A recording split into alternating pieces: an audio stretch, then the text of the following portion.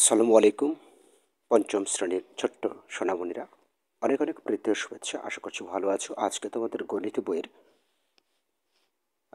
৫ পৃষ্ঠা অর্থাৎ প্রথম অধ্যায়ের গুণের প্রথম অধ্যায়ের ৫ পৃষ্ঠা স্ক্রিনে তোমরা লক্ষ্য করছো, খালি ঘরে সংখ্যা বসাও। আর আরেকটা চ্যালেঞ্জ ছুড়ে দিয়েছে। আমি বরাবরই বলি যে চ্যালেঞ্জ ওরা যাই করুক, আমরা সহজভাবে সেটা মোকাবেলা করবো, তাই না? সো সাথে থাকো। আসলে এই খালি ঘরগুলো তোমাদের পরীক্ষায় আসুক আর না আসুক, কিন্তু এটা শুধু একটু ভেবে চিনতে, মেধা খাটিয়ে বুদ্ধি করে বের করতে হবে আসলে কোন অঙ্কটা বসালে আমাদের বাকি অপশনগুলোর সাথে খাপ খাচ্ছে বা মিল পড়ছে। এটা ভেবে চিন্তে বসাতে হবে। ঠিক আছে, এটা ভেবে চিন্তে বসানোর বিষয়। জাস্ট আমি এক্সাম্পল স্বরূপ দুই একটি করে দিচ্ছি, তাহলেই বাকিগুলো তোমরা অবশ্যই বাড়িতে প্র্যাকটিস করবে যে কোন অঙ্ক বসালে ভালো হয়। আর যদি মনে করো যে আমার উত্তর চাই ভালোভাবে বোঝার জন্য, অবশ্যই কমেন্ট করে জানিয়ে দিবে। আমি দুটো বুঝিয়ে দিচ্ছি, যে দুটো আমার কাছে বা মনে হয় যে এই কয়েকটার মধ্যে ওই দুটোই বের করে একটু কঠিন হয় যে কোন অঙ্ক বসবে, বাকিগুলো তোমাদের কাছে সহজই হবে। তো যাই হোক, বোর্ডে লক্ষ্য করো। বোর্ডে আমি কিন্তু একটা তুলে নিয়েছি, যেটা স্ক্রিনে দেখালাম। ১ নম্বরটা এটা ২ ঘরের হলো, এটা কিন্তু একটু বের করা কঠিন হয়ে যায়। এখানে লক্ষ্য করো, দেখো ২ দুগুণ ৪, এটা মিল আছে, ঠিক আছে। এখন এখানে এমন কোনো সংখ্যা বসাতে হবে, এখানে শূন্য হবে, এখানেও ওই বিষয়টা হবে। তো এখানে শূন্য হতে হবে, তার মানে তুমি একটা চিন্তা করে দেখো, ২-এর ঘরের যদি নামতা পড়ে যাও, ২ দুগুণ ২ একে ২, ২ দুগুণ ৪, ৩ দুগুণ ৬, ৪ দুগুণ ৮, ৫ দুগুণ ১০। ১০-এ একটা শূন্য আছে, আর একটা বিষয় আছে ১০ দুগুণ ২০, ওটা একটা আছে। তো ১০ দুগুণ ২০, এই ১০ তো আর হয় না, তাই না? ১০ দুগুণ ২০, এই ১০ তো আর বসে না, একটা ঘরে একটাই তো অঙ্ক বসে। তার মানে একবারে সহজভাবে বোঝা গেল, এটা ৫ হবে, ৫ দুগুণ ১০। ব্যাস, এটা মিলে গেল। আচ্ছা, এইবারে এখানে এসে ১ হইতে হবে। ও ভালো কথা। এখানে দেখো, এই ১ আর ১ যোগ করলে এখানে কত হয়? ২। এখানে আর তেমন কোনো বিষয় আসবে না, এটা 100% কনফার্ম হওয়া যাচ্ছে, তাই না? আর এখানে আবার হাতেও থাকছে না। এখানে ১ আর ১ যোগ করলে হাতে থাকছে না। তার মানে বিষয়টা এখানে ৪ আছে, তাহলে এই ৪টা আমরা পূরণ করে নিতে পারি। হ্যাঁ, এইভাবে ধাপে ধাপে করতে হবে, সিরিয়ালি যে করতে হবে এরকম না, যেটা মিলবে সেটাকে করতে হবে। আচ্ছা, তাহলে এখন এখানে শূন্যর সাথে তুমি যতই যোগ করো না কেন, হাতে তো আর থাকবে না। তাহলে আমরা বুঝতে পারছি যে এখানে ১ আর ১ ২ হবে, এটা আমরা পূরণ করে দিতে পারি। ওকে, এইভাবে ভেবে চিন্তে বের করতে হবে। আচ্ছা, এরপরে আমরা দেখি এখানে কত বসবে। এখানে যদি আমি কত বসাই, যে এখানে আমি যদি ২ বসাই, তাহলে ২ দুগুণ ৪ হয়, ৫ দুগুণ ১০ হয়, এটার সাথে আবার মিলছে না, মানে ৪১ও হতে হবে। তাহলে ৪১ যদি হয়, কমপক্ষে ৫, ৭, ৮, এই ৩ ঘরে নামতা পড়তে হবে। তো ৫ ঘরের মধ্যে ৫ ৮টা ৪০ আছে, কিন্তু ৫ ৮টা ৪০ তো এখানে নাই। তাহলে আমরা ৮ নিতে পারি, ঠিক আছে।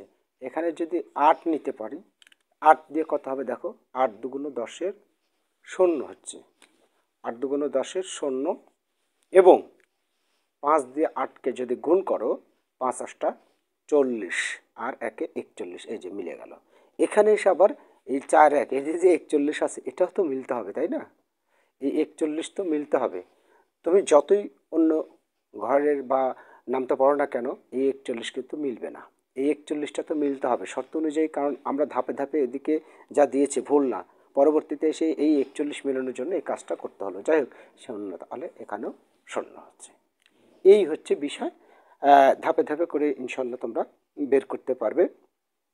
আর ২ নম্বরটা অত্যাধিক সহজ। ২ নম্বরের শুধু এই গুণকের স্থানে একটাই ফাঁকা ঘর আছে, অর্থাৎ এখানে এখানে শুধু ফাঁকা ঘর আছে, তো এই 2 নম্বরে শুধু 5 বসবে, ঠিক আছে? 5 বসলেই অঙ্ক হয়ে যাবে। আর 5 বসানোর সাথে সাথে তোমরা এদিকে ফাঁকা ঘর যতই থাক, এদিকে যখন ফাঁকা ঘরগুলো পূরণ হয়ে যাবে, এই বিশেষ করে গুণকের গুণকের ক্ষেত্রে, আর গুণক কোনটা, এই যে মনে করো এটাই, এই ফাঁকা ঘর যখন পূরণ হয়ে যাবে, সাপোজ এটা আছে, কথার কথা, এটা যদি পূরণ হয়ে যায়, এখানে যতই ফাঁকা ঘর থাক না কেন তখন এমনি পূরণ করা সম্ভব, তাই না? সবগুলো থাকলেও সম্ভব, এটা কঠিন কিছুই না। আচ্ছা, যাই হোক, এবারে আরেকটা অঙ্ক তোমরা লক্ষ্য করছো, এখানে ক, খ, গ এইভাবে দেওয়া আছে। এটা একটা চ্যালেঞ্জ করেছে, তো আমরা চ্যালেঞ্জটাকে সহজ করে দেব, তাদের চ্যালেঞ্জ আমরা সহজে মোকাবেলা করব। একটু ভেবেচিন্তে করতে হবে। এই যে ক, ক, ক, তার মানে কয়ের মান কত হলে, এখানে আবার এই ক্ষয়ের মান কত হলে 4-এর সাথে যোগ করার পরই, এই ক্ষয়ের মানটা এমনভাবে বের করতে হবে 4-এর সাথে যোগ করার পরই যেন আবার কয়ের মান হয়ে যায়। তাহলে আমরা কয়ের মান কি এমন দিলে তার সাথে মিলছে, ঠিক না? আচ্ছা, এবারে আমরা এই অঙ্কে চলে আসি। এই অঙ্কে চলে আসি, একটু ভেবে ভেবে করতে হবে। একটু লক্ষ্য করো যে এখানে ক দ্বারা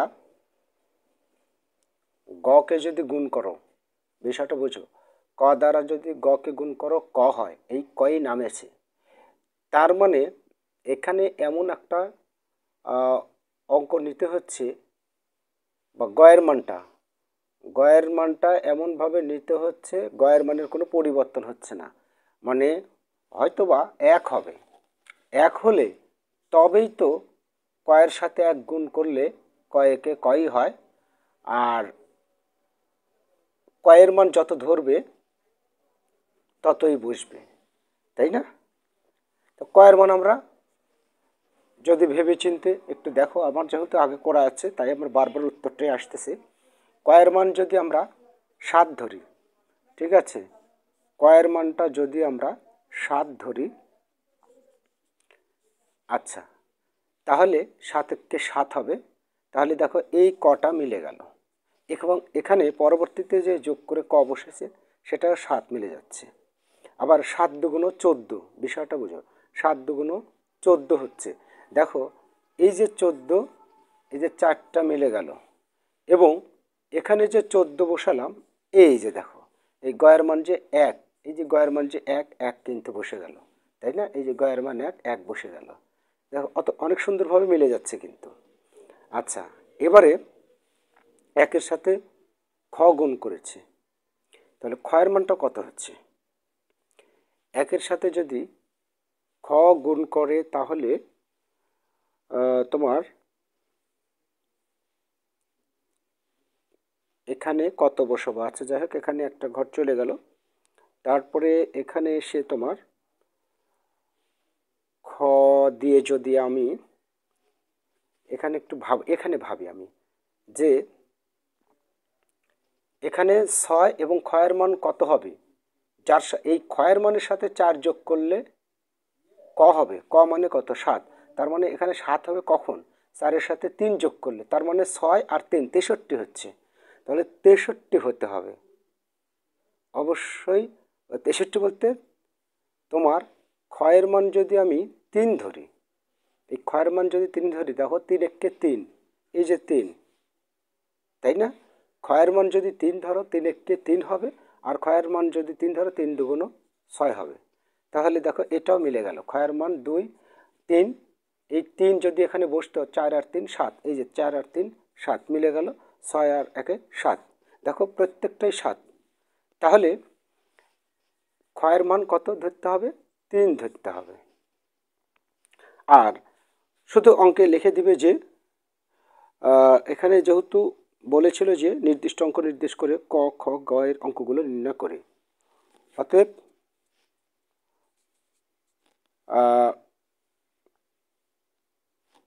আমরা কি লিখতে পারি, যে অঙ্কগুলো হলো ক, খ ও গ এর অঙ্কগুলো